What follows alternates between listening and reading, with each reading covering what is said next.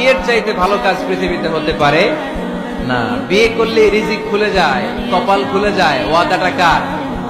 চিল্লায় বলেন কার? কাজী নজরুল ইসলাম অল্প বয়সে বিয়ে করেছেন। আমাদের স্বাধীনতার স্থপতি এদেশের মহান নেতা বঙ্গবন্ধু শেখ মুজিবুর রহমান অল্প বয়সে বিয়ে করেছেন। মহাত্মা গান্ধী অল্প বয়সে, সব বড় বড় নেতারা অল্প বয়সে বিয়ে করেছেন।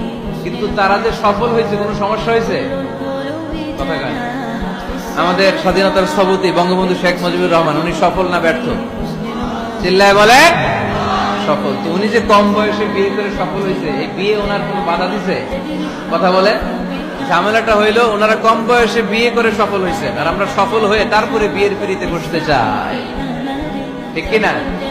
সফলতার কোনো শর্টকাট নাই। বিয়ে করেন, সফল বানাই দিবে কে? এজন্য বিয়ে করতে রাজি আছেন তো সবাই? সবাই রাজি?